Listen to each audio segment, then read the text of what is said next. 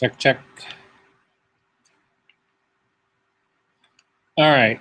So one last thing to do on the Photoshop thing that I was just showing you. So again, remember when we went through this entire process that we actually applied that layer. We cut the girl's head off right here at the top edge of this thing, and we blurred it after we had cut that line. So after we removed her head, we actually blurred the image, which has created this line right here. This would not actually be here. This is a mistake that we need to fix.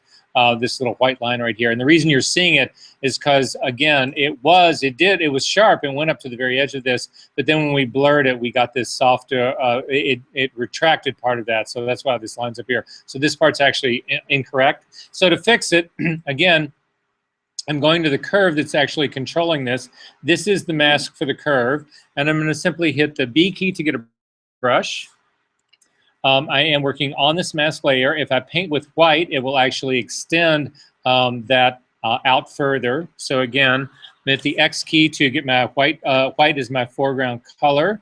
Let me move that guys over so you can see it right here. And I'm simply going to look at the area where this would begin on this brush. I'm going to go ahead and make this a soft brush only because the edge where it needs to intersect with this is soft. So again, I'm just going to check, make sure that it is a soft brush and normal, 100% opacity, 100% flow. And again, white is my foreground color. And I'm simply going to come in here. And I know I'm painting on the blue background. That's okay. And that actually gets that part. It goes ahead and cleans up that edge. There's a really small little part of hair right here that should also be included in that guy. As far as that part goes, that seems a little too strong. Oh, this is transparent hair. So this is not completely white the way this area is. So I'm going to drop the opacity of my brush. Let's see if that helps. Closer.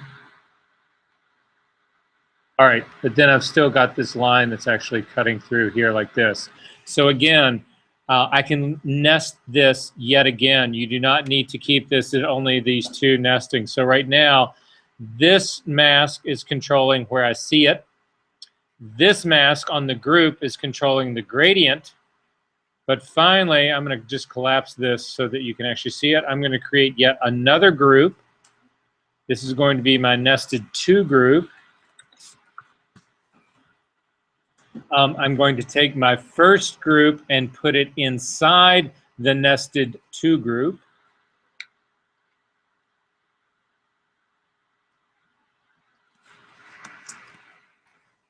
And I'm going to put a layer mask on the nested 2 group. So that's a blank layer mask on this group. I'm going to go ahead and collapse it so that you don't see it. And then finally, I'm going to go back and load the back wall part. So again, I'm going to command click to load this as a selection. Now when I paint on this mask right now, it will actually only affect this area right here. That's not what I wanted to do. I wanted to affect the area outside of the mask.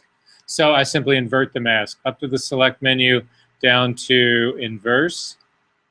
Then take my brush, the B key, make it a little bit bigger brush, make black my foreground color, and simply paint this part. Oh, never mind. Back up to full opacity. Ooh. Normal 100% flow, and simply paint this guy out. Command D to deselect, and now I've actually got the line again. Okay. That being said, we can close this guy up. Before we get to recoloring shirts, I want you to do one last thing. How many people in this room have never used Puppet Warp? Okay, getting ready to change those lives right now. This is from last week, so go into your week 10 files, and inside your week 10 files is a build background exercise folder, and inside that is a Puppet Warp figure PSD. If you can actually open that guy up for me. So I use this to actually do a series of other illustrations as well, but it works really well for Puppet Warp, so we're actually going to use this to do Puppet Warp.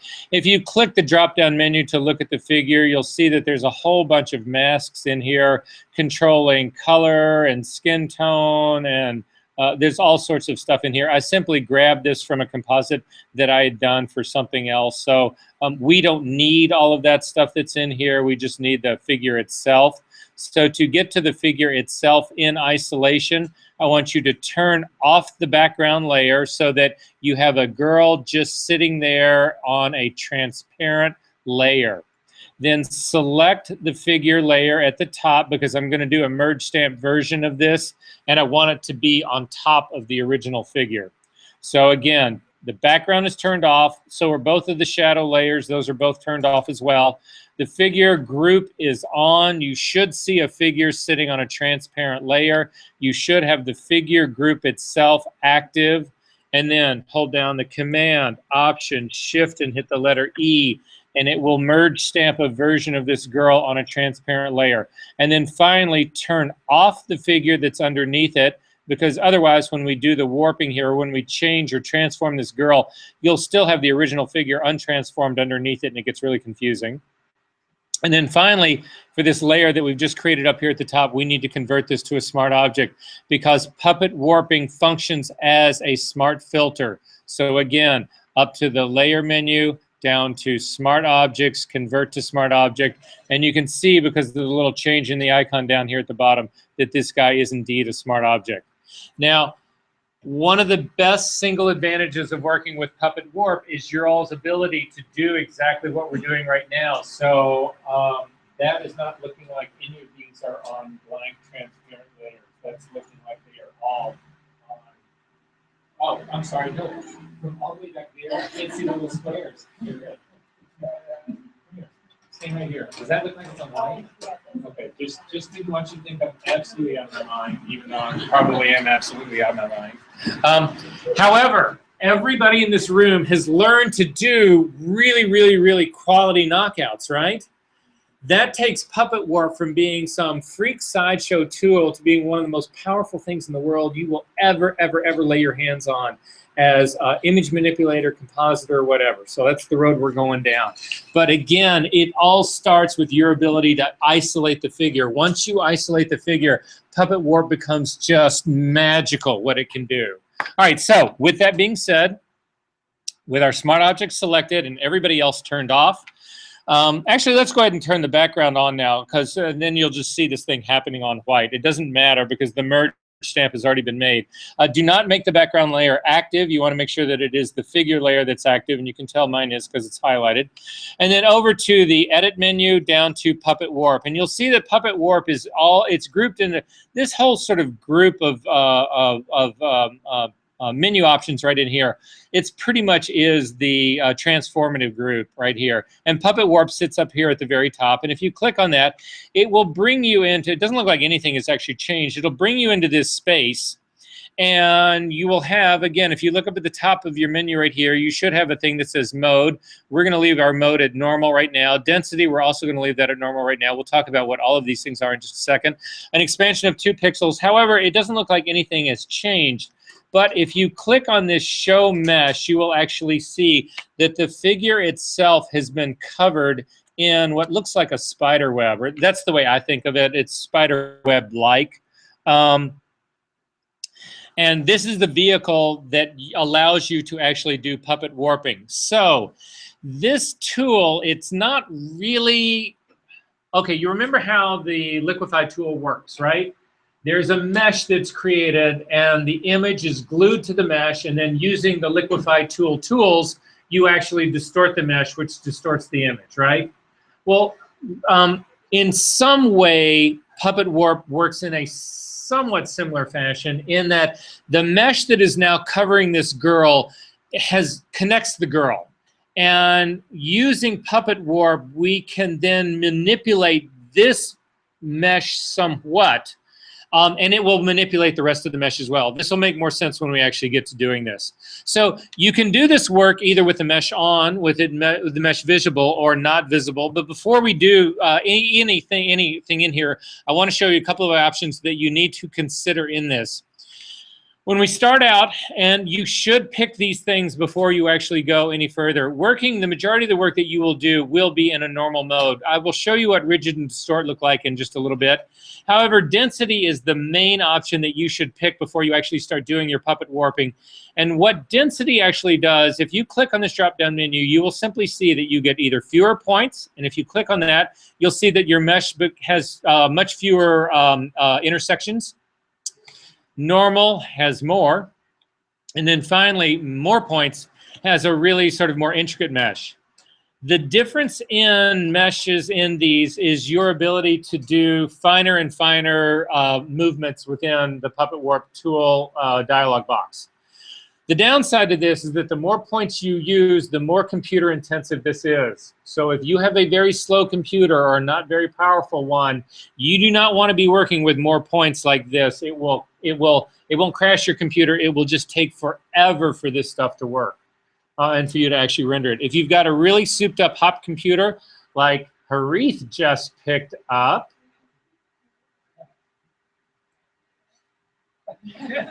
he just scored like so huge. He got like this monster machine completely tricked out. He got the $2,000 computer for $1,000, or the $2,500 computer for $1,000. At any rate, I just thought I'd celebrate that. He can do more points in all of this, but for our work today, we can actually leave it at normal points because it's a compromise between needing power and getting actually work done. Now, the work that we're actually going to do, you don't need to actually see the mesh on this, so you can actually turn it off. It will still do everything that we want to do. It just, for me, it's a little bit easier to see this without the mesh on. So then, to actually use the tool, if you bring your cursor over on your screen, what I want you to do is try to imagine about where this girl's elbow is, and I want you to simply click once right there. And you'll see what it does. When you actually put this down, you'll see that the metaphor for using the Puppet Warp tool is a push pin. So if you get down close to it and click, you will see that it drops this little circle with a white point in the middle of it. That is supposed to be a push pin, and that's why the cursor takes on that little icon as a metaphor. So this part of this image right now has actually been locked into place. It's as if you had a cutout of this image and had a push pin on the wall, had a corkboard on the wall, and you just stuck a push pin in this part of her elbow right here. And to see how that actually works, we're going to put a second pin right down on here by her wrist. If you click down here and put a second pin down here, you will see that it puts a second pin in, but you'll also notice that this pin has a little white dot in it. This one up here, the one at her elbow, originally had the white dot in it. It doesn't anymore. This one down here does. This means this one is actually the active pin, which means that this has not been stuck to the wall yet. It's in her body, but it's not stuck to the wall yet. This one is. So if you click on this pin now and rotate it, you will see that you can rotate the girl entirely around this single push pin that got stuck into her arm. And the reason this is going around like that, I'm going to show the mesh again, is that the mesh is completely interconnected. So that when I rotate this point, all of this interconnection rotates depending on what the relationship between these 2 points is doing. Does that make sense, what's going on here? However, this doesn't really do a whole lot for us, right? I mean, it's like so great. I can rotate the girl, who cares, right? What we want to be able to do is actually do things like bend her arm and do shit like that, right? That would be the more interesting possibility here. Because to rotate the girl, I've been able to do that in Photoshop forever. So you do have Command-Z functions in the Puppet Warp dialog box. I'm going to Command-Z. I'm going to Command Option-Z to get her all the way back. I cannot get her all the way back, so I am simply up here in the Tool dialog box. You'll have over here 3 icons at the top. If you hit the one that's got the circle with a line through it, you will simply go out of the Puppet Warp toolbox, and nothing will have been applied. If I go back into Puppet Warp and set those 2 points again and rotate her again, the tool that actually looks like the reverse arrow will take it back to where there are no points, but you stay inside of Puppet Warp. And then finally, there's the checkbox. And if the checkbox, you use that if you've applied a puppet warp and you want to actually go ahead and apply it to the image, you click on the checkbox and that's your okay. So instead, I'm going to turn off the show mesh. We are now going to use the puppet warp tool the way it was meant to be done. I'm going to click once again on her elbow to actually set a pin there. I'm then going to click on another point to set another pin at her wrist. Then I'm going to come up here and look up at my screen to see where I'm working here. I'm going to click up here at her shoulder, and I'm going to set a pin there to freeze her shoulder. And then I'm going to come on the other side and click another pin to set a pin to freeze her other shoulder. I'm then going to come up and click a pin in the middle of her forehead to actually set a pin to freeze her forehead. I'm going to click and set another pin at the other elbow, at the other wrist, at her fingertips, at her waist. I'm going to do 3 of them. I'm going to do 1 pin on one side, 1 pin in the middle of her waist, 1 pin on the other side of her waist. Then finally, I'm going to come down. I'm going to pin the edge of her skirt. I'm going to pin her knee. I'm going to pin the other knee.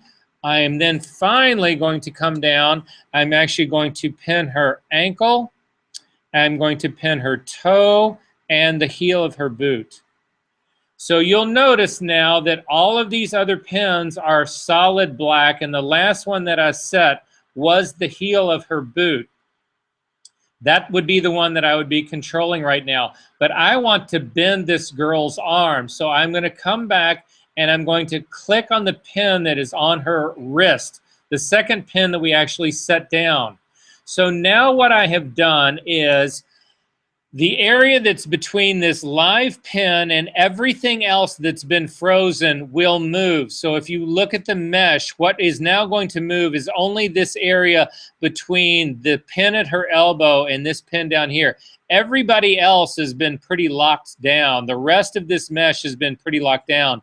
So this girl is no longer going to rotate. Instead, if you click on this pin and start to drag it forward, you can see that you can bring this hand around so she can scratch her ass. Now, when you get it over there, you will also notice that there is a sort of an unrealistic bend here in her elbow. And to change that, or it's really her forearm part. I'm willing to accept the part that's up here, the upper part of her arm, but I'm not willing to accept this part down here. So this part down here is actually bothering me. So what I need to change is the area that's actually functioning between these 2 pins. However, the one at her wrist is the live pin right now. That's the one that's actually controlling the movement. So in order to fix that, I want to leave the her wrist pinned in place. I want to leave her elbow pinned in place. I want to leave the whole rest of her body pinned into place. But now if I click on a new pin right here between the pin at her elbow and the pin at her wrist, now I'm affecting only the area between this pin and the next one that's frozen. So it'll be between this one on the edge and the one at her elbow, and this one on the edge and the one at her wrist. And I'm actually able to go in and move this. What you'll notice, though, is that, again, because I did not pin her fingertips down, that this pin now actually controls the bend in her elbow. If I wanted her hand to stay exactly where it was, I would simply stick a pin in here by her hand to freeze it, and then go back to this pin right now between her elbow and this, and create a more realistic area of what's going on here. Does that make sense to everybody? So this part's pretty well done. If you clicked on adding a pin here at the outside of her hand, what you'll see is that her fingers are on top of the dress. Did you guys have her hand on top of her dress, or is it underneath her dress? Yours is going underneath, so you do not have this pin right here. To get rid of this pin right here, I need everybody to look up at my screen. I'm hovering over this pin right now. If you click on it to make it active, in your case, you may not have one. In my case right now, to get rid of it, you hold down the Option key, and you will see that you get this circle that goes around your image. If you stay right on top of it, you get this thing that looks like a pair of scissors. If you click with that pair of scissors, it removes that pin. And now my hand is actually behind the skirt, just like your all's. So is everybody with me so far on this? We got the hand behind the skirt, right? Let's go ahead and say okay to this. So to go ahead and submit this. Click on the checkbox, and you will actually come back, and you can see now that you've actually got this girl's hand coming down now and going behind her skirt. But because this was made a smart object, this is now a smart filter. Puppet Warp is functioning as a smart filter. If you want to refine this, you simply double-click on Puppet Warp, and you go back right into Puppet Warp, and all of your original pins are still in place.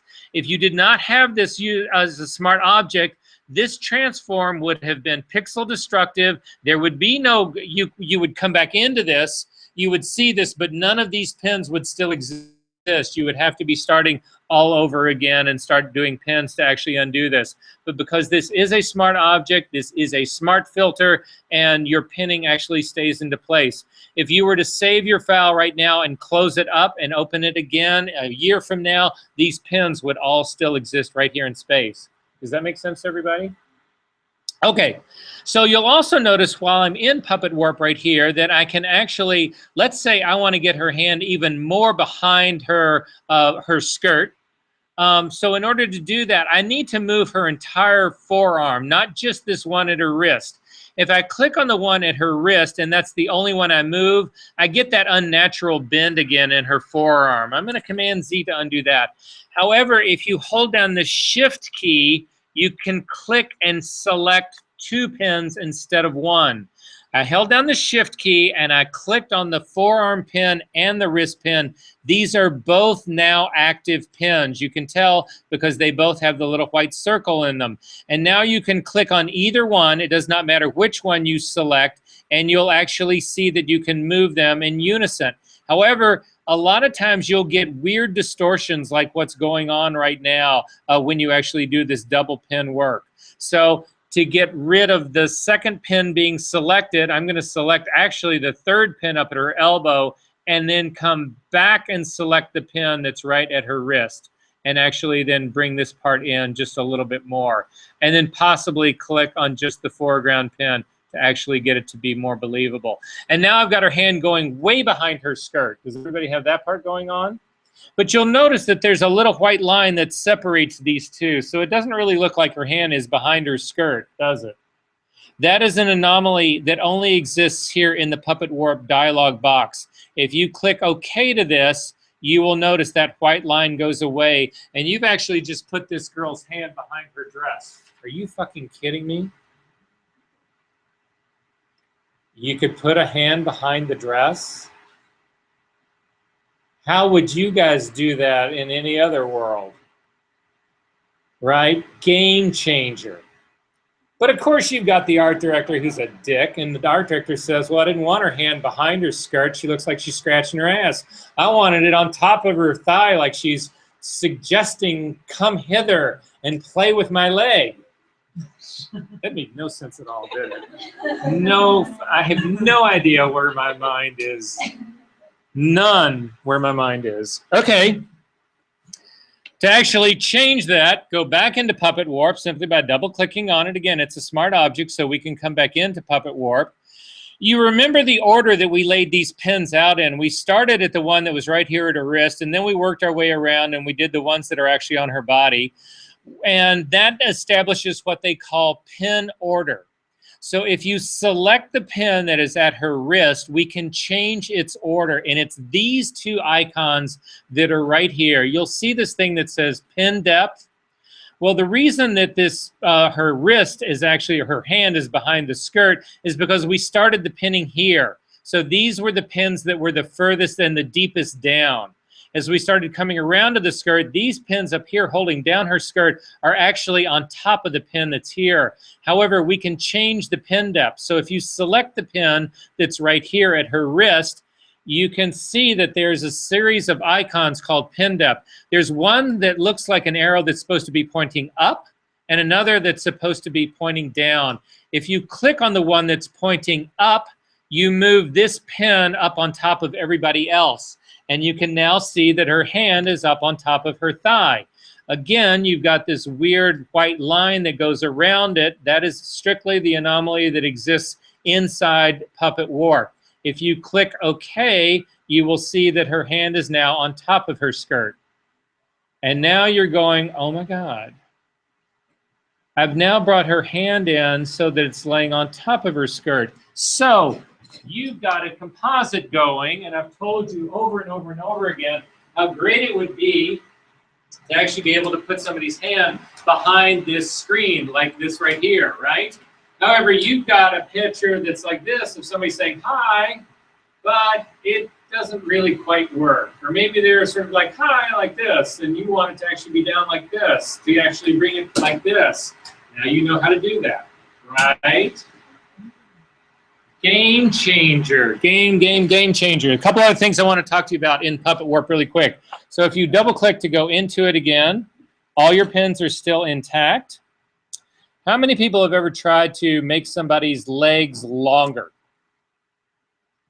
It's a classic. It happens in every single fashion photograph. As a matter of fact, I'm going to commit my Puppet Warp because I ran into this earlier today, so I'm just going to show this to you guys really quick. This is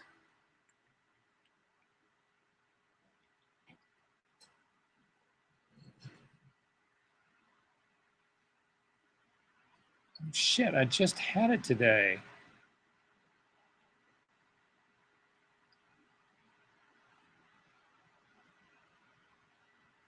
All right, I'm not going to find it. Anyway, I've got this Juergenthaler photograph of a girl whose legs have got to be 8 feet long, at least. Right? And she's standing next to an orchard tree, whatever, and they try to pass that off as a really photograph, right? But her head's fucking at the top of this, apple tree, right? And you look at it, she's standing up on a stool thing, so you know that she's supposed to be taller. But when you really look at it, all of a sudden it's like her legs are like twice as long as the whole rest of her body, and you're just like, that's not even close. But at any rate, one of the most difficult things to actually do is to make legs longer. Now, how would you guys make legs longer in the old days? Most people go into the transform tool, hit Command-T, and simply drag in one direction. They scale it in one direction. But the problem with that is that you scale everything. So her face gets longer, her torso gets longer, her legs get longer. You just want the legs longer. You don't want the whole rest of it. So then you do 2 layers so that you've got one layer that's really distorted for the legs, so the whole body has been stretched out. And you use a mask to put those legs on a normal body. That's how everybody does it, right? What a pain in the ass, right? So instead, we are going to do it this way. Come back into Puppet Warp if you're not in there. I'm going to zoom into this part of her body. Remember, until you select it, everything in here is actually frozen in place. So I'm going to leave all this stuff frozen into place. What I am going to do is I actually am going to click on the one at her ankle. I'm going to hold down the Shift key and click on the one at her heel. And finally, keeping the Shift key down, I'm going to click at the one at her feet. These 3 things right now, as a matter of fact, I'm going to actually hold down the Shift key and I'm going to put another one in at the very top of her boot because I do not want to distort her boots. I only want to make her legs longer. Everything else around here has actually been pinned. I may distort this skirt a little bit right here. I'm not sure. We'll actually see in just a second. But because I've got these 3 pins that are active now, I can simply click and drag to make her legs longer. Oh my God. Are you kidding me? You can really do that? So within reason would be my suggestion to you guys. Because I know, again, the temptation is just to make this a freak show. But I'm going to just go ahead and hit enter to go ahead and commit that. I'm going to hide everybody else so that I can get to this guy right here. I'm going to double click the hand. And you say, well, Verser, how much, longer did you really make her? I'm going to kick back out here again like this. If you turn on the original figure and turn this guy off, this is the change that we've actually made. So again, if you want to see the difference in your changes really quick, I've turned off the Puppet Warp layer. I've turned on the original figure layer. I'm going to do a snapshot of that in history, snapshot 1. I'm going to turn that figure off and turn the Puppet Warp figure on. I'm going to do a snapshot history of that guy. And then finally, I'm going to scroll up to the top. And using my 2 snapshots, I can go back and forth between the 2. And I don't care how good you are or how quick you are, you cannot make somebody's hand curve around, scratch their ass, and make them 6 inches taller faster or more believable? Game changer. How many of you guys, especially people who shoot beauty, one of the hallmarks of beauty is elongated neck? How many of you guys have come up with, you know, turtle girl or turtle boy who's like this, and you're like, Jesus, your neck is all of an inch long? How would you make this girl's neck taller? Well, again, you would double click on Puppet Warp to go back into it. We would zoom into this area. And some people would actually do this. They would say, okay, I'm going to freeze her neck. I'm going to freeze her shoulders. And then I'm just going to grab the pin on her forehead and I'm going to do that, which is not going to be a good way of doing this. I'm going to command Z to undo that. You need to realize that you need to then freeze and grab, or not freeze, but you need to connect all of her head together. So I'm going to set a pin at the top of her head. I'm going to set one over here on the side, one over here on this side, one at this ear, one at this ear, one at the bottom of her chin, one at the sides of her jaw, and probably 2 at her eyes and her nose and probably her mouth. When I get to this one at the mouth, it says I cannot add a new pin because it's too close to an existing pin. To increase the number of available points, you need to change the density of this. And what that means is I'm going to go ahead and say okay to this. What that means, and I need everybody to look at my screen, because if you're not doing this with me, you need to see what happens. I'm going to change the density of this from normal to more, but what you should see happen when I do this is that everybody else is going to get distorted because you just changed the mesh that's on top of the girl. So if I come up here to do more points, I changed, you saw her hand just shifted right here. When you change this mesh, everybody else will change. Sometimes it changes relatively little, sometimes it changes in a huge way. Make sense? So finally, I'm going to zoom back into her face again. And I'm going to set another pin right at her mouth. And then finally, I'm going to hold down the Shift key. And I'm clicking on this pin, this pin, this pin, this pin, this pin. Oops. When you click, sometimes it's better to use a mouse with this, because if you use your stylus, just like in doing trying to do pin work, you can actually move a point that you didn't intend on moving. So now I've got her entire head is selected. Hopefully, I need to select her eyes as well. And then I can simply drag her head and elongate her neck. And then go ahead and say okay to that.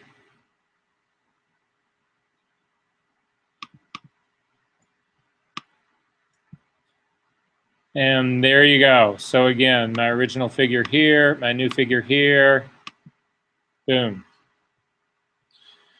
Finally, double click on the Puppet Warp one last time. One last thing that you should know about. Zoom into her wrist, again, the original wrist that we actually had spinning. One last thing to do, if you click on this pin that is actually at her wrist, now you remember I said if you hold down the Option key, you get the little scissors that will actually remove this point. You cannot move a point in Puppet Warp. The only thing that you can do is to click on this to get rid of a pin and then start with a brand new pin somewhere else to move it somewhere else. Make sense? However, if you click on this and you drag, I'm still holding down the Option key. If you drag your cursor away from that point, you will get this circle around the point. And when you get that circle around the point, you can actually, you'll see there's a double-headed arrow going in both directions. I've still got the Option key held down. I've still got my mouse button held down. But now you can actually click and drag in one direction or another, and it rotates around the point itself. Does that make sense? So I'm going to rotate this a little further around her. And then I'm also, because this point is selected, I am going to drop its pin depth to put her hand back underneath her skirt one more time and say okay to that. And again, double click my hand to zoom back out. And you can see now I've actually rotated it so it really does look like she's scratching her butt. Are there questions about this? Two last things I want to show you really quickly are this. If you come back into Puppet Warp again and click on Show Mesh, and then finally look at this expansion of 2 pixels. If you click and you zoom in, what you'll see is, you'll see that your mesh actually goes slightly outside the figure. You see this mesh is slightly outside of her. That's important because that actually is controlled by this expansion right here. You can change the expansion. You can actually increase it so that it goes even further outside her. But you will see that, again, when you do that, because you are now changing a warp that's already been in place, you distort the entire warp. And you can see what's actually happened to this girl now. She's been actually rotated. Everything that I puppet warped has actually gotten really bendy. Now that's all because I increased this expansion up to 22. You can actually drop your expansion into negative territory, which actually pulls your puppet warping inside the figure, which actually then chops her up like this, which is, again, probably not a good look unless you're going for, I don't know. So anyway, that's what expansion does. The default for expansion is 2 pixels, which should get you back. Although because I've actually done all of these now, she is completely distorted. So for me, I would simply hit reverse. I'm going to hit the circle with the line through it to go back to the original warp, and then double click again and come back into it. But does this all sort of make sense? Okay, finally, one last thing we're going to do. I'm going to double click on the hand. Go ahead and apply your puppet warp. We need to do one more one really quick. So I'm going to double click on the hand to just get out of here. We are going to do a new version of this. So go ahead and turn that one off. Turn your layer off. Turn the figure back on, and also leave your background on. So you've got the girl on white now, not on a transparent. She has not been knocked out here. And make your figure group the one that's active. And then go ahead and, again, we're going to do a merge stamp version of this. So Command, Option, Shift key, and the letter E. And this is now a version of that girl with the background intact. She's no longer knocked out. Now when you come into Puppet Warp, you will see the problem. We are in Puppet Warp now. Now turn on Show Your Mesh, and the mesh is covering the entire image. Now you could actually try to bend her elbow right now, and you'll see the problem that you run into. You actually end up warping the entire image. So if I pin everything else down, I'm not going to set as many as I did before. But now you'll see when you pull this in, you pull the whole fucking image in, and that is nothing even close to what you wanted to do. The rotation part works reasonably well, but look up at my screen, because the whole rest of the image has actually been pinned down. It's pinning down the background as well. And it will never work in a million years unless you're trying to just fuck up the image. Are there questions about this? Okay, well, you can close that guy up. You do not need to save this. And we're going to move on to actually recoloring stuff. So if you look in the class for today, week 11, class 11, you will see that there is 2 files. I want you to open both of these. The first one is Shirt Dark version 2, and the other one is Shirt Light version 2. So those are the 2 files that we're going to actually work on in Photoshop. We're going to start with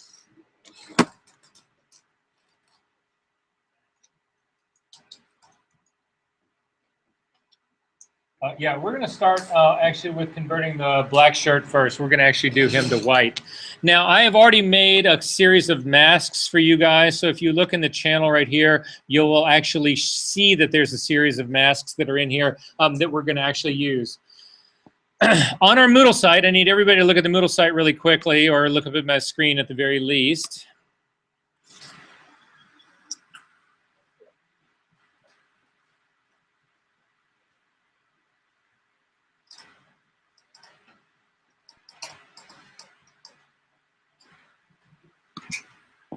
For this week,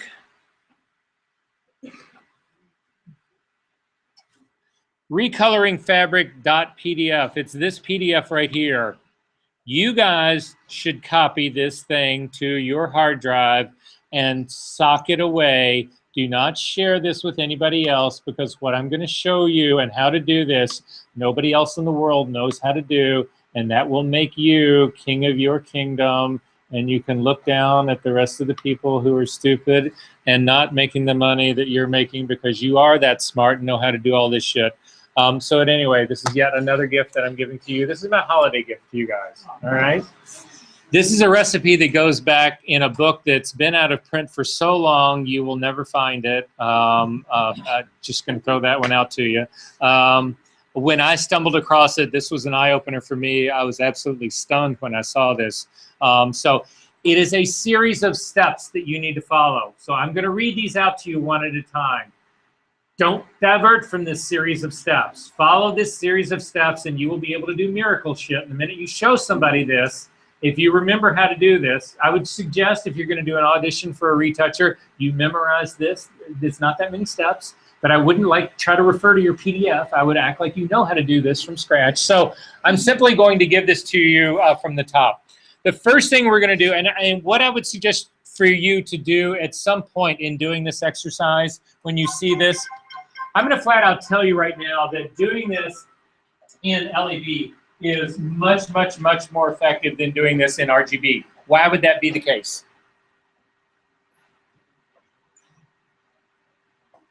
Speak up. No, that isn't, because we're actually going to make these things colored as well. We're going to add color to these guys. But why, if I'm recoloring something, do I want to work in LAB as opposed to RGB? What is the advantage of LAB? We talked about this in the very, very, very beginning. Lightness is separated from color. That's the billion-dollar question right here. The billion-dollar answer right here is this. Is when I go in to recolor these things, if I'm applying a different color, I don't want to change the shadow and highlight part of this at all. I simply want to change the color. Changing the shadow and highlights complicates things for me, right? I need to keep those things intact. You can do that in LAB. So I'm going to show you how to do this in LAB. My suggestion to you is at some point, you should go home in the next week, practice this, do the exact same steps in a copy of this file that's in RGB and one that's in LAB, and then look at the two at the end. And you tell me, after all that's done, which one you liked better. If we have time to do this, we'll do another version of this in RGB and just compare the two. But I'm worried that we're going to run out of time, so we'll see. All right, so we ready to do this? You ready to impress your friends? All right, so here it is. So step number one in all of this is you need to convert this from RGB to LAB. In order to do that, you come up to the image menu, down to mode, down to LAB. So look up at my screen to see where I'm at. Image menu, down to mode, from RGB to LAB. And you can see that that's actually happened because up here in the title, instead of this reading RGB, like the other file, it's in the background underneath it, this now reads LAB. Do not get into the habit of calling this lab. This is no more lab than that is rig. Okay, so we're now in LAB. So the next thing that I want you to do is, the next thing you would do is actually create the selections to knock the shirt out off the background. I've already done that work for you, and those masks are sitting right here in your channels palette, so you don't need to do that. Button, command the above into one, I've done that. Okay, so we are going to come over to our layers palette and create a brand new group. So I simply clicked on the group thing down at the bottom, the little icon that looks like a file folder. I'm going to double click on the name that says group 1, and I'm going to rename this, and I'm going to call it new color. And say okay. I just hit the return key. That I went ahead and applied it. Hang on one second. I am now going to load the layer mask for this entire group, the one that says shirt. To load this, I don't want to select the channel. I simply want to load the selection. I'm hovering over the icon, hold down the command key, click and load this as a selection. Guys, we have done this since the 4th class. We're on the 11th one now. Command click. Shouldn't be new to anybody. It just loaded this as a selection. Back over to this new color group. It is the active one, you can tell because it's highlighted, and simply click to add that as a layer mask.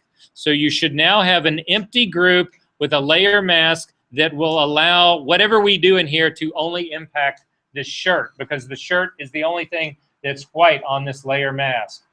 Then I'm going to make a copy of my background layer. Simply drag it down to the dog-eared guy to make a copy of it.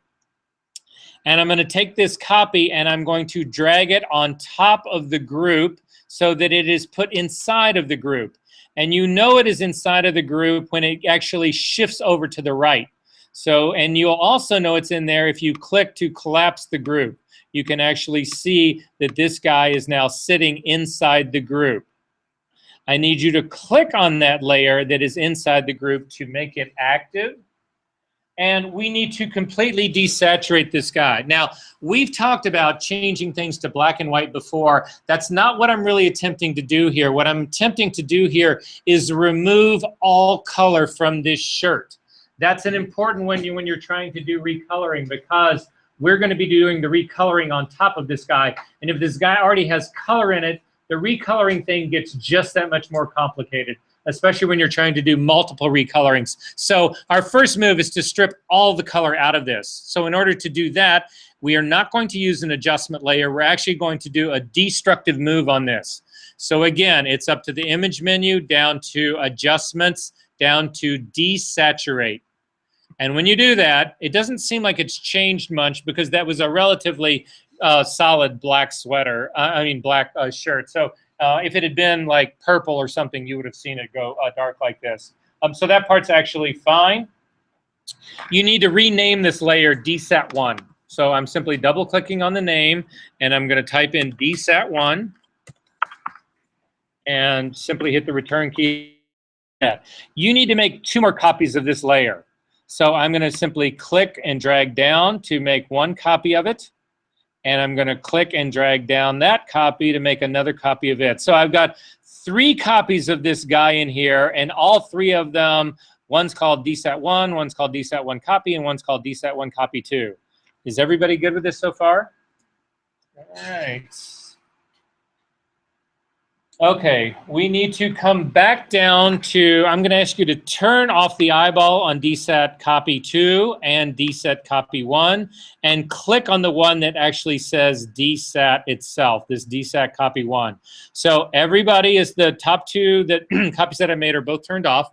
DSAT 1 is the active one. And now I want to add an adjustment layer above this guy. So to do that, come down to your adjustment layer icon at the bottom, click on this, and you want to come up and add solid color. And a dialog box will actually open up, and the color that I want you to add on this guy is going to be a 240, 240, 240. So click in your RGB, the red value right here, and type in 240. Hit the tab key to go to the next one down and type in 240. Hit the tab key to come down to the next one, 240 as well. So I've got 240 red, 240 green, 240 blue. That is the color, solid color, that I'm actually putting onto this guy. And I'm going to click and say OK. We now need to change the blending mode of this solid color layer from normal to hard light. So again, the solid color layer, adjustment layer, is the active layer. You can tell it is because it's highlighted. Come up to the drop-down menu for blending modes and come down and change this to hard light. And what you end up with is an extremely pale, washed-out version of your black shirt. However, that's half the magic. Here comes the other half of the magic. Click to activate the eyeball on DSAT2 and make it active. So click on it to make this entire layer active. And you see you get the black shirt again, which isn't really helping us out. However, we are going to click it and change its blending mode as well. Click on the drop-down menu and come down and change its blending mode to overlay.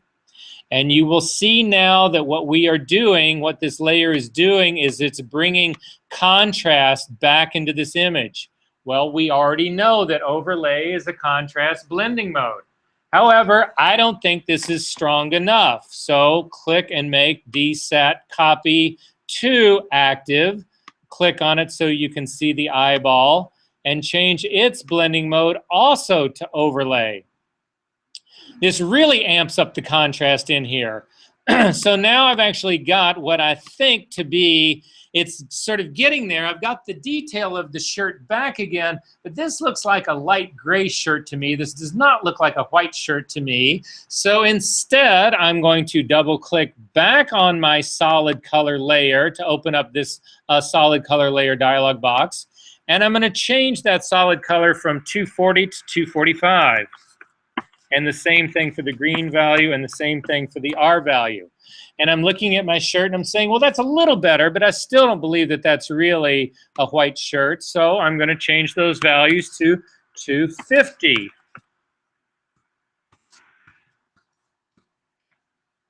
And I'm going to say okay to that. Now, you might say to yourself, well, okay, it looks like a white shirt now, but I still feel like I'm losing some of the contrast in there. Simply drag and copy, create another copy of this overlay layers that are at the top. These are the ones that bring your contrast back. So simply click and drag down to create another copy of that. And you see you pump the contrast back in. If you feel like that's too strong and you want to be somewhere in between, you don't want it completely off, but you don't want it completely on, you can simply drag the opacity of this guy down a little bit, and you have now created a white t-shirt from a black one.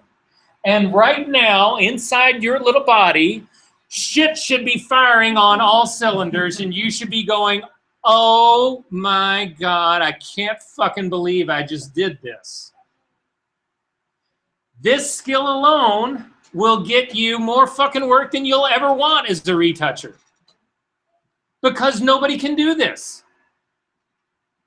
Does that look like you started with a white? Oh, you shot a picture of a white shirt. It's got black buttons, but it's a white shirt.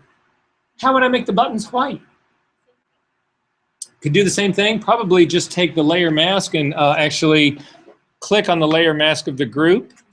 I'm actually going to do it slowly. I'm not going to completely do it. I'm going to hit the B key to get a brush. I'm going to hit the X key to get white to be my foreground color. I'm not going to take these completely out. I'm actually going to try it a little bit at a time. So I'm going to drop my opacity on this brush to like a 50%. And I'm simply going to click on one of those guys. And that's going to be hit a couple times. And it actually may be the whole thing. So I'll drag the opacity all the way up. And we'll just click on that. And yep, it's a white button. Yep, that's a white button too. And yep, this is a white button as well. Oh my God. Okay, it gets better. So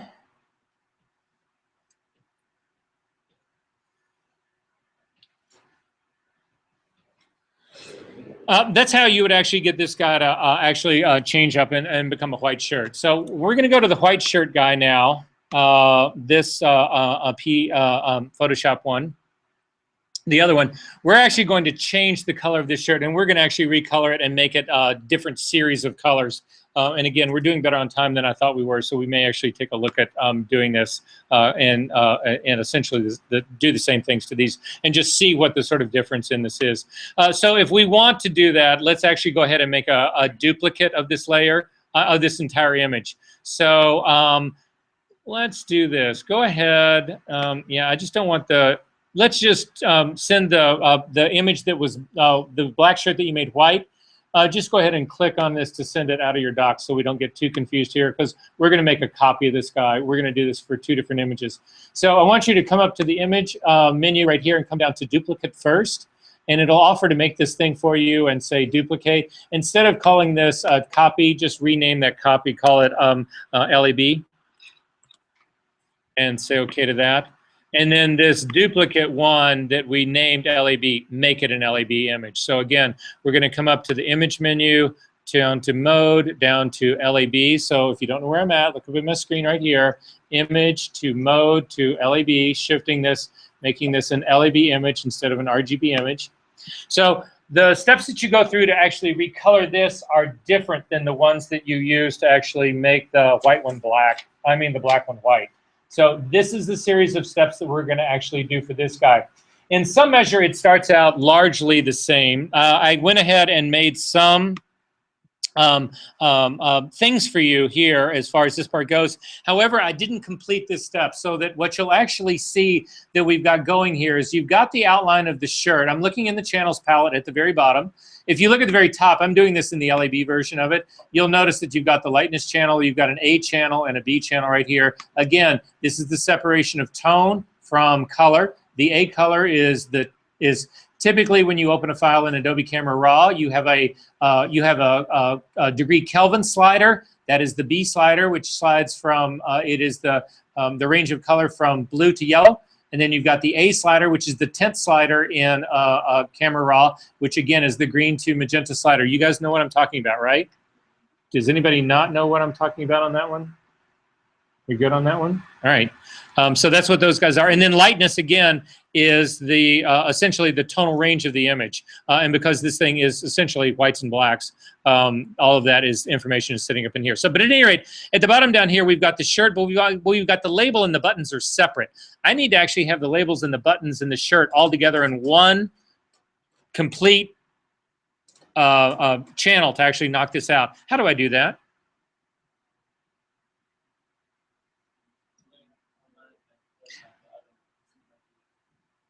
Do what?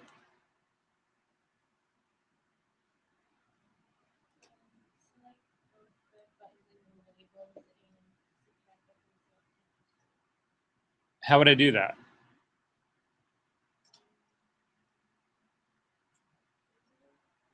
Okay, so here, guys, this is how to do it. You could simply do this. You could command click on the buttons, which loads them as a selection. So again, I simply command click on this I clicked on the labels to load them as a selection. Click on the t-shirt, and what do I want this to be? What do I want that area to be? If I don't want the labels and the buttons to change color, what do I want these areas of my mask to be? White or black? Black. So I've loaded them as a selection. I simply fill them with black. Command D, deselect, simple as could be. Do the same thing with the buttons. Command click to load them as a selection. Working on the shirt channel at the bottom, again, fill them with black. Command D to command backspace to load it with background color, which is black. Command D to deselect. That would be one way of doing it. If you didn't want to go to that way, to go back to more sort of what Peyton was saying that you could do is, if you wanted to do this all in one fell stroke, I need everybody to do this with me. Go back in history, so that you've only got, you can go back to the point that you just turned this thing into an LAB image. Because we haven't talked about this a lot, and I want to make sure you guys remember that this is a possibility. If you come up to the select menu and you come down and hit load selection, and you click on your drop-down menu, you can pick one of these. In my case, I'm going to pick the button at the top and say OK. And it loads the buttons as a selection. You can then add to that selection, back up to the select menu, down to load selection again. And now this time, click on your drop-down menu and come down to labels. But instead of creating a new selection, you want to add this to the selection you've already got going. So click on that radio button and say OK. And now you've got the labels and the buttons are both selected. Make sure that you are in the shirt channel, and then fill that with black, and you're good to go. Command D to deselect. Scroll all the way up to the top. People just will not leave me the fuck alone. I am so ready to throw my phone out. I'm heading off the grid. None of you guys wants to go with me, do you? Okay, anyway, so I'm going to go up to the top again, whatever. I'm going to select this guy. We're going to go through the exact same routine that we did before. I'm going to go to the top. I'm going to select the LAB channel at the very top. It's still also not a real channel, even though it doesn't look like it has color in it. But at any rate, I'm going to come over. I'm going to add a new group to the top, just like we did. I'm going to click on it. If you click too far to the right, you get the style layer dialog box. That's not what I want you to do. Click on the name that says group 1, and we're going to type new color. And say OK to that. I'm going to go back over to my channels palette. I'm going to command click on the shirt guy to simply load it as a selection. Back up to make sure that my new group It's an empty group, but it's the new group called new color is active, and apply the layer mask. This so far, this has been exactly what we did with when we changed the black shirt to actually white. So I'm going to get through that part. Mask the map. We are going to do the exact same thing we did before then. I'm going to drag the background copy down to make a copy of it. I'm going to drag that copy into the group simply by dragging it on top of it. I'm going to, again, do the exact same steps. I'm going to desaturate this guy. So again, I've got the new copy. I would never do this to the virgin that's sitting down here at the bottom. That person stays there in case I fuck everything else up. Up to image, down to adjustments, down to desaturate. It gets rid of all the color in here. Again, it doesn't look like much has changed because essentially it was pretty black and white to begin with. Desaturated. We are going to add a new color tint on top of this. So again, click on the adjustment layer, come up to solid color. We are going to add a new solid color to this.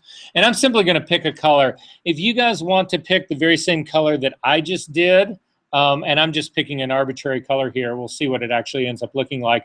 I'm actually going to pick, it's a red of 232, a green of 79, and a blue of 255.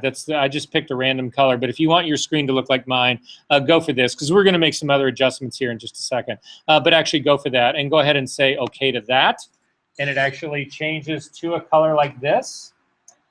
We now actually need to change the blending mode of this solid color. So far, things seem the same. However, this is the first place where this is actually going to change. I'm not going to change the blending mode of this to hard light. I'm going to change the blending mode of this from normal down to multiply. And you can see that it actually colorizes the shirt right now. And in many ways, I actually think it makes it a little too intense. But again, because I don't really believe that this is actually a color. But I am going to show you another way to actually deal with this. So if you double click on this, this just seems like an unreal color to me. So somebody gave you that color and said, that's the color we want. I'd say, well, that's not a color that really exists in the real world. So I'm going to double click on that solid color again. And I'm simply going to click on my saturation button slider.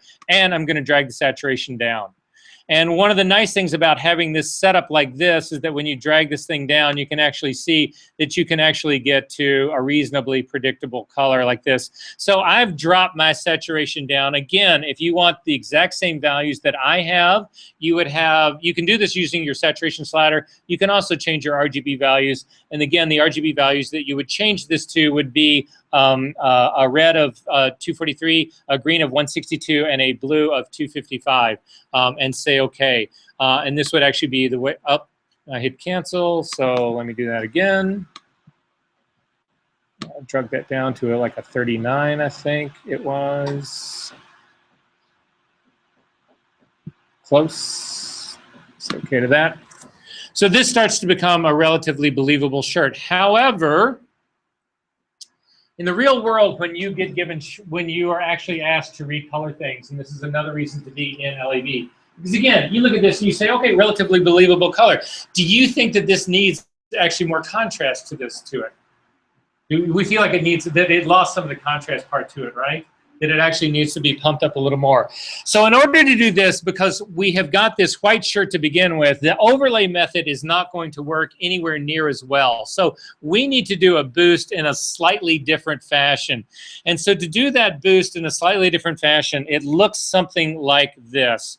I'm going to turn off the recoloring part of this that we've actually done. I'm going to come over to my LAB, to the my LAB channel rate. Actually, I take it back. Simply, how am I going to do this? Okay, all right, here. This is how we'll do it. Okay, so this is what I'm going to do. I've turned off my solid color layer. Well, actually, yeah, I'm going to show you this. There's two ways we could do this. Okay, I'm going to turn it back on really quick. The first way we could do it is simply add an adjustment curve to this guy. So add my adjustment curve. And there are defaults that are actually built into this curve. So you can actually come down and you could just hit increase the contrast. And all it should do is, well, it's not going to do anything because it's supposed to do it for RGB. So we'll actually simply do it here. I'm simply going to put an S curve on this guy to increase the contrast. So I'm going to drop this part down. And that would actually be one way to do it. I feel like I'm blowing out my highlights a little too much. So that doesn't really seem like an efficient way to increase contrast to me. So I'm going to get rid of that curve and show you a different way to increase contrast. That if we have time, we're going to actually look at a beauty image and do the same thing on it. So I'm going to turn off the color layer version right here. I'm going to select this background layer to actually make it active. I'm going to come over to my lightness dialog box right here that's got lightness, and I'm going to load this as a selection, just the lightness part. So to do that, hold down the command key and simply click to load it, and it will load the essentially the luminosity of your image. With your background image now active, you need to Command J to jump that information to its own layer. Now, because the majority of your image actually is light, it'll look like it jumped everything. I'm going to hit Command D to deselect. However, if you turn off your background layers, you will see that what actually got jumped here was strictly the light part of my image. Does that make sense? So that's the only thing that got actually jumped to my own layer. Did that work for you guys? Turn everything off except for that one layer, and you'll actually see that what got jumped to it. You'll see that the label is missing, the background is actually missing, the buttons are missing because those things were not in the lightness part of this. I'm going to drag that up above my solid color layer, and I'm going to double click on the name of that layer, and I'm going to call it Lighten Contrast. Or light, yeah, I'll just call it light, contrast light. That's what, no. Let's just call it highlights. That's a much better word. Call it highlights. Because that's actually what they are. I'm going to turn that off. I'm going to turn on my background layer again. I'm going to turn on everything, the background layer, both of these guys. I'm actually going to select the background layer. I'm going to do the very same thing again. I'm going to come over to my lightness channel, and I'm going to Command click to load that as a selection again. Now, when you think of it loading it as a selection, basically, because it's based on lightness, it's essentially based on a mask, it loads the light areas much more than the dark areas. That's why in the channel that we made that's actually called highlights, those things don't actually exist. But the lightness part, or the other part that I want to actually select, I want to actually build my highlights now. To get my highlights built, I'm actually going to, I've got an active selection that is my highlights. I need to select everything else. So I'm going to come up to the select menu, and I'm going to do an inverse of my selection. This should now select my shadow areas. And I'm going to Command J that from my background layer. Command J. It will take it to its own layer. And what you should notice about this guy then is if you turn everybody else off, it simply selected the darker areas of your mask. It's selected the shadow areas of your mask. I'm going to drag this up to the top above my color layer as well. And with, oh, that's interesting. We're going to have to drag this on top of the actual group itself because the group mask is hiding those highlights. So I'm going to drag this guy up onto the top of my group, outside of my group. This is the hardest thing in the world to do, I think, sometimes. Here, possibly the easiest way to do it, simply put a new, I'm going to collapse my group with it active. I'm going to put a new layer on top. Sometimes you need to buy yourself space because it's really hard to drag layers up on top of a group when the group is the topmost. So I just put a blank layer up there so that now I can drag my shadow mask outside of my group. And I'm going to drag my highlight mask also outside of my group. Although this highlight mask has actually got everything in it. So this highlight mask has not been made correctly. I'm going to throw it away because we need to make sure that one is made correctly. So again, I'm going to turn everybody off except for the background layer at the very bottom, make the background active, Command click to load this as a selection, Command J to jump that to its own group. And now I've actually got a legitimate highlight mask. That's what this guy is right here. So that is just the highlights right there. So I'm going to drag that above the group so it sits up on top of it, not inside the group, but above it. So now what I've got is this. I have got, and finally I've got that blank layer that's sitting on the very top that you can throw away. You don't need that guy. So with nothing else on at the above, outside of my group on the top, I've got just my highlights. You can see them right here. There's no midtones in here, and there's none of the shadows in here either. and I'm going to name this highlights. Then I've got another group that's up here that is strictly the shadow area of my guy. I'm going to click on it and then name it shadows. And then finally, I'm going to activate everybody. I'm going to turn on the group. I'm going to turn on the new color. I'm going to turn on the background guy. I'm going to turn on the bottom background guy. Actually, I'm going to leave the bottom background guy. Yeah, I'll leave everybody on. So, however, I've got the shadows now are sitting up on top of this. We need to change the blending modes of these as well. In order to build contrast, for the highlights, you need to change the blending modes. I need to make the highlights lighter. So you need to change the blending mode of your highlights from normal to screen. That makes them lighter. And then the shadows, you change their blending mode from normal to multiply. And it makes the shadows deeper. And now you can see what this has actually done. This has actually boosted up my contrast to actually give me more contrast. Now, I feel like that the highlights are blowing this guy out too much. So I'm simply going to turn that part off and see if the shadow part boosted my contrast quite a bit. And I feel like that that's the only thing that really needed to happen. I didn't need to make my highlights lighter. I simply needed to make my shadows deeper. Does that make sense to you guys?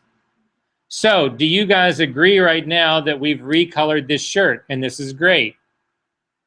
If you try the exact same trick on this one over here on our RGB one, so let's go ahead and do the very same trick, and let's see how fast we can get this done. So on the RGB one, I've actually made it active. I'm going to come up to the select menu, and I'm going to come down to load selection, and I'm going to load the buttons and say OK. I'm going to go back up to the select menu, down to load selection. I'm going to do my drop-down menu to pick the labels and say, oh, Command Z to undo that. Up to the select menu, down to load selection, and select the labels and select add to selection. So both the labels and the buttons are active. Select the shirt channel.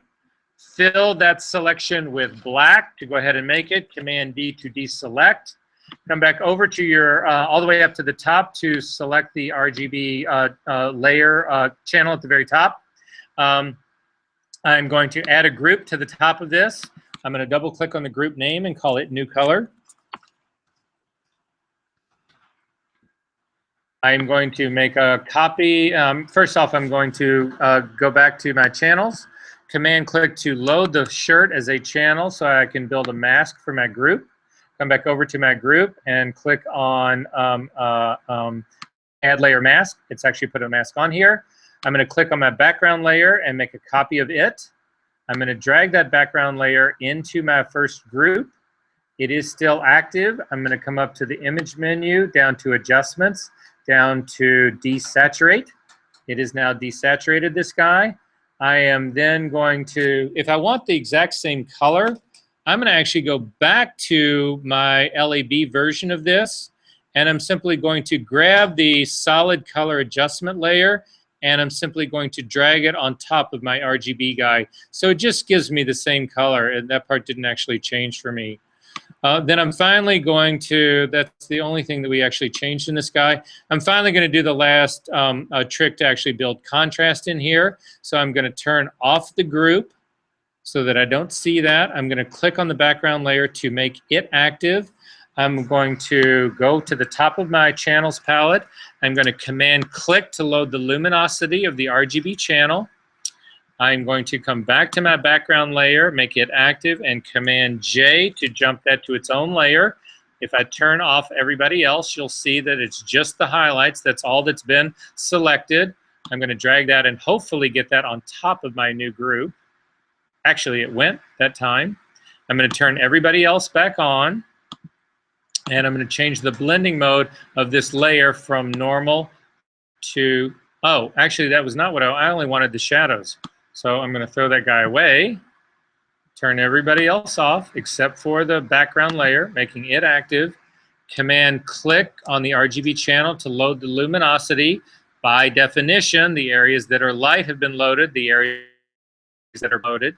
So I need to invert that selection to get the shadows. Command J to then jump the shadows to their own layer. And that is what I've got going on right here. Drag that above my new group. not into the group, but above it, because you don't want it, the mask to be hiding what it's actually doing to these guys. Change its name to shadows and say okay. And then change the blending mode to multiply, and then turn everybody else back on. So this is the actual difference in what I've actually got going here. And if you look at the difference in your LAB version, I'm going to zoom in here to the collar, specifically looking at the shadows, and I'm going to do the same thing here. What you actually see is that the shadows here have been colorized. The shadows here have not.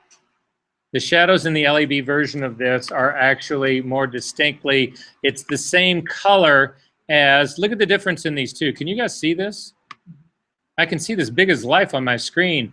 The LAB version of this has the same color that has been made darker. The RGB version of this has got a new color in the shadows.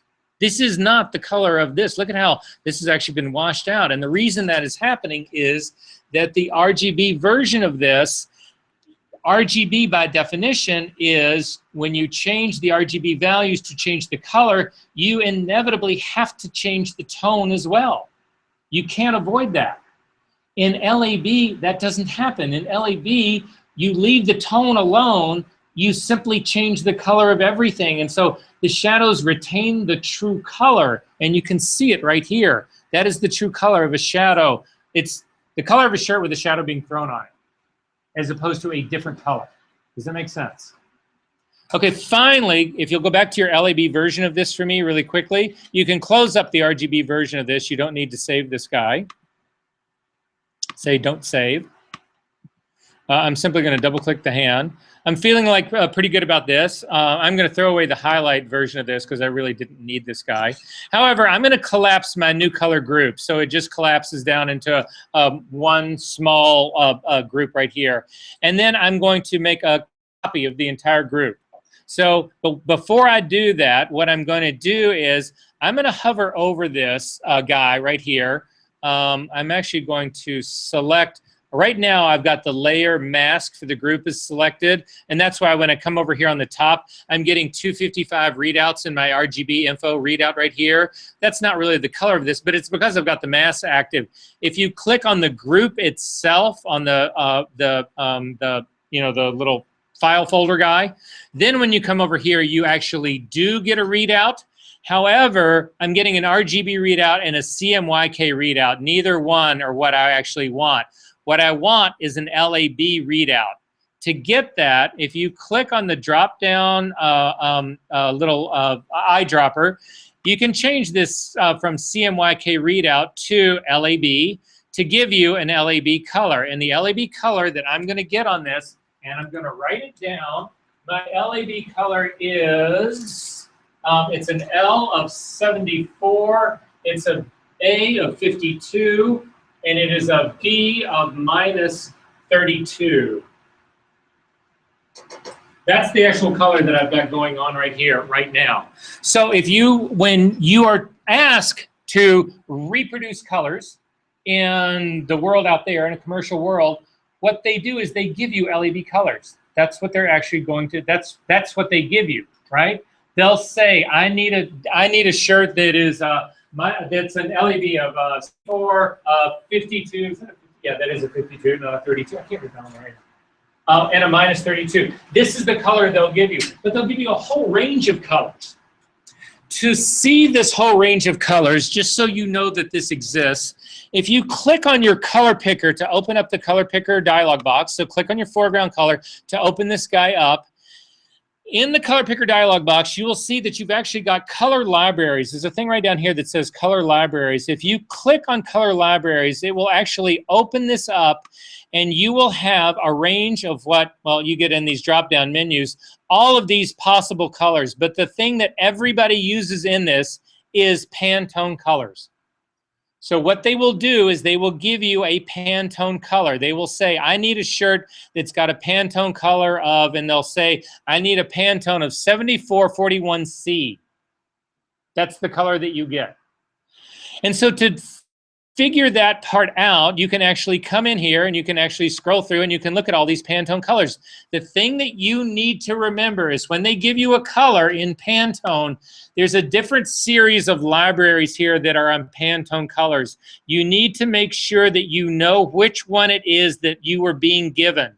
The two most common are Pantone Solid Coated and Pantone Solid Uncoated. For print work or for reproducing fashion, clothes specifically, more often than not, you will get a Pantone Solid Coated color.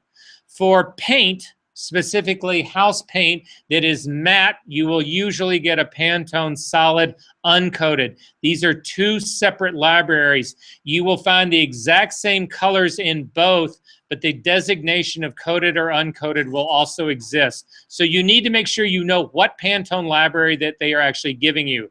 So if we click on the Pantone Solid Coated library, you will see that you end up with a range of colors, and you can actually scroll down through them. You can drop down into the blues, you can drop down into the greens. So let's say that we actually want to recreate a Pantone 373C. That's what I've scrolled down to. You don't need to find it the same place because I'm going to show you how we can reproduce it. So if you click on that 373C Pantone color, this guy right here, you will notice that you do not get RGB readouts. You don't get CMYK readouts. You get LAB readouts, and that is how all Pantone color is defined. Pantone is an LAB color system. Does this make sense what I'm doing here? So for if they said I need a shirt that is a Pantone 373C, I go to my library, I look it up, and I find the LAB values. And the LAB values for this new t-shirt, or new shirt, are going to be 87 for the lightness, minus 26 for the A channel, and 53 for the B channel. Those minuses matter in LAB. In the color channels, in the lightness channels, you go from 0 to 100. It's a percentage. 0 is black, 100% is white. 50 is right in the middle, is middle gray. In the color channels, the center is 0. That would be neutral color. In the B channel, to go to blue is a positive 128. To go to the yellow is a negative 127. And the same thing happens in the A channel. To go to the positive, which I think is magenta, is a plus 128, and the negative is a minus 127. So it's just zeros are in the middle of all this. So I'm going to say okay to that. I know my color values now. I am going to then copy my color channel, my color box. I'm copying the entire group. I'm turning off the original one that was this lilac color one. I'm opening up the new group that I've actually done. As a matter of fact, I'm going to close that up really quick. I'm going to rename the original group, I'm going to rename it, and it was L74, A52, and B minus 32. That's the LAB color that this group is right here. Anyway, I'm turning its eyeball off so I don't see it. In my my second group right now, I'm going to change it, and I'm actually going to name it Pantone 737C, because that's actually the color I'm trying to recreate here. I'm going to click on its drop-down menu. I'm going to double-click on the solid color, and I'm going to enter those new values in the LAB dialog box. So my new values for this are 84 for the lightness. Hit the tab key to go down to the A channel. The A channel is a minus 26. So you actually type in a minus 26. Hit the tab key and come down. And my B channel is a 53. I'm going to say okay to that. That actually changes it. However, because we're using blending modes here, that's not going to be a perfect readout on this guy. And to prove that to you, I'm going to actually grab a color sampler tool, and I'm going to put the color sampler tool right here in the middle of something that would be the general version of this color. And that gives me a color sampler with a readout. And you can see in this readout that I'm actually close, but I'm not perfect. So to get perfect, I'm going to add an adjustment curve on top of this. In my adjustment curve, I'm going to, in my lightness channel first, I'm going to grab my targeting adjustment tool, and this spot right here, this 81 should actually be an 84. So I'm going to click on this guy to drag it up to get 84 in my lightness channel. I'm going to my arrow keys. This is now an 84. We're really close, but it's not perfect. In my A channel, it's a minus 25. It should be a minus 26. So again, I'm simply going to click on a point there and use my arrow keys to come down to 26. And then finally, on my B channel, which is the B channel here, the bottom value should actually be, instead of 52, it should be a 53. So again, I'm going to my arrow keys. This is now a perfectly color-corrected Pantone 737C color. And you can do this for fucking ever now. So I've got my version now that's that color. If you turn it off, you've still got the pink version. You've still got the white version. How long do you think you can do this? And how many colors do you think you can make? And do you think that people, when they really do this kind of work, actually shoot every one of these fucking shirts in every single color? Yeah. What do? They do this. And you get handed a list of 30 Pantone colors.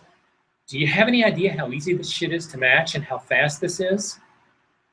Do you tell your clients that? You say to them, my God, do you want me to recolor every one of these shirts? That's probably going to be at least a half hour, 45 minutes a shirt.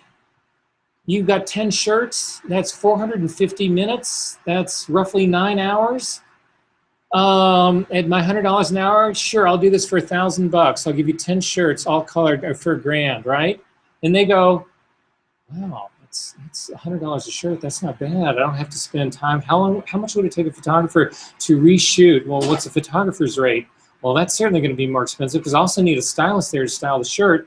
Fuck, I'm getting this at $100 a shirt, $100 a copy. That is a bargain. Yes, I'll give you $1,000. And you say, thank you very much. I'll have this for you tomorrow. And you go home, and 30 minutes later, or an hour tops, if you actually have to do the knocking out as well, an hour tops later, you got all the work done, and you go play. You go to the movies. You go, I don't know, afternoon, whatever. And the next morning, you come back in and you hand them the file and say, here's your 10 shirts. And they hand you a check for $1,000, and you just made $1,000 an hour. How many people in this world do you know making $1,000 an hour? My lawyer almost makes that, which is scary. Are there questions about this? You can do this all day long. So how do you recolor the black shirt? Right? Well, couldn't we do the exact same thing here? Couldn't we actually, let's open up the black shirt. I don't know. I don't think the black shirt's the exact same guy, but it might be. So you should have copied. I don't know if he is or not, but let's find out. I am actually going to go back into my white shirt and grab the 737C color one. I'm going to go to the top of the group right here because I'm going to put this up and above this because I've got a white shirt now. And I don't know if this is going to work. I've never tried this. So I'm going to go back into my color, and I'm going to grab the color group, drag it on top of the black group, hold down the Shift key, and see. And it actually does come in. I've got the same color shirt. I would have to work on the labels and that kind of stuff. But this is how you'd recolor a white shirt, a black shirt white. Well, you sort of see what's going on here. Are there questions about this? Game changer. Because this isn't just for shirts. This is not just for fashion. How do you change the color of a sky? How do you change a fountain? How do you change the color of paint, a wall, a house color? Could you convincingly change the house that was painted white and make it a red house? Of course you can. Believably. Are there questions about this? Okay, we have 5 minutes. I want to show you one last thing. The contrast boost that I was trying to show you guys earlier. So really quickly, if you look in your class 11 files, there should be a thing in there that, shoot. Let's go back to week 10. Oh shit, it's not going to be in there either. Oh, no, it's in, well, I've got mine in here. You guys aren't going to have this, so I'm going to simply show this to you really quick. Just try to remember this one. So this is the contrast boost that I was actually talking about. This is what most people use to do beauty contrast boosting. So again, you would have an option on here. You could put a contrast curve on here, an S-shaped curve, and you could click on this and drag it down and click on this to bring it up. It's way too much contrast here, but I can actually take the opacity and slide it down. And so this is kind of what it actually looks like to do this. However, I don't see this as a really, this is to me is not the most elegant way of doing it. So instead of doing that, although I am going to do a copy of, shoot a snapshot of this to just be able to compare the two. Instead, I'm going to do exactly what I showed you guys before. I am going to, I've got my background layer is selected. I'm going to command click to load the luminosity of this selection, and I'm going to jump that to its own layer, command J. And if you look at what I've just done, what I've just made here, these are the highlights of my image. So I'm going to name these highlights. And then I'm going to do the exact same thing over again. I'm going to turn that layer off. I'm going to make my background layer active again. I'm going to command click to load the exact luminosity again. However, now I'm going to invert it so that I select the shadows instead. So the inverse of this, command J. These are now my shadows, and you can see that that's exactly what's going on. The darker areas of her eyes were the strongest selected. Her hair, a little bit more so. The highlights on her face, not at all. I'm going to call these my shadows. And say okay. Then I'm going to change, and you can watch this happen in real time. I'm actually going to change the shadow blending mode to multiply, which makes my shadows darker. I'm going to change the highlights to screen, which actually makes my highlights lighter. Now, you might say that this is too strong. What usually people find is this, is that you need about half of the strength of your shadow work that you do in your highlights. So if you leave your highlights on at 100% opacity, and again, this is just a starting point. This is not a hardcore rule. But if you drop your opacity of your shadows to around 50%, this ends up being a better beauty contrast control. However, some people might say that's still too extreme. So to keep the relationship of this shadow of double the shadows to double the shadows to one highlight, I can take both of these and put them into their own group. I'm going to rename the group contrast. And now I can use the opacity slider of the group to control the overall effect of this. The relationship is inside the group. The relationship of the shadows, 50% shadows to 100% highlight. But the opacity of the entire group then will maintain that, and I can actually control my contrast that way. In my case, I actually believe it does a better job of contrast, so I'm going to do a snapshot of that and say okay, and then simply look at the difference in these two. This is my snapshot 1. Way too saturation, absolutely fucked up the color. It made her look like Donald Trump. I'm sorry to bring that name up. This contrast boost, though, actually gives her the glow. People always talk about, oh, wow, how can you get that really shiny look? How can you add shine to skin? Well, now you know how to add shine to skin. In my experience, every single architectural photographer I've known who has seen this trick, this is how they actually then do contrast for architecture. Every single food person that I know who's ever seen this trick, this is how they do food contrast. Every beauty person I know does this trick. I do it. Every fashion person does this trick. So for all the losers out there that are still doing curves to actually build the contrast in their image, again, those are the people that you can point your finger down and laugh at and say, you're a fucking idiot. You don't know what you're doing. I do. You go into a retouching outfit and somebody puts a curve on there to control the contrast, you just giggle. And when they say, what are you laughing at? You'll say, God, that is so old school. I can't believe you actually have kept your job here. And then they say, well, I'm the fucking boss. And then you say, well, just saying, if you'd like me to show you a better, much better way to actually do this, I'll be more than happy to. But you're going to have to hire me, and I'm going to have to actually be working for more than anybody else is working here, because clearly I know more than anybody else working here. Have you seen the work I can do recoloring shirts? Let me show you. Let me show you how I can take this black shirt and make it white. You can do that? Oh, yeah. Nothing. Exactly. All right, guys. So the homework assignment is to take this image. Oh, that's not a good sign. Really quickly, week 11, it's to take this image and achieve that. This is what you're going to start with. So that's the move. I'm going to give you one hint. In your folder for the assignment, right here,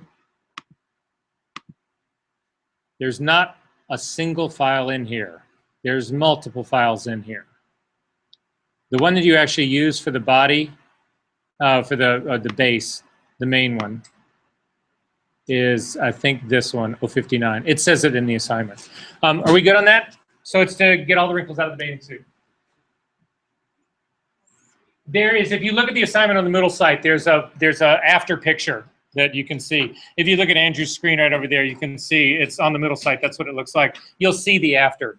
There's a couple of other things to look at that. You should study that image because there's a couple other things other than just the wrinkles. And I'll see you guys. Oh, wait, I'll see you in 2 weeks. Right? So happy holidays to everybody. Take a break. If you're missing assignments, now is a great time to get caught up on that stuff. I hope you guys have a great, safe holiday. I'll see you next time we're here. Please drop your homework because I've got to load it now. And please hurry up and get the hell out of here. Cursor? Yeah. I was wondering if you could like send me a lighting diagram or something so I could shoot on the glass green screen. Yes. Whatever you were talking about. Actually, what are you doing on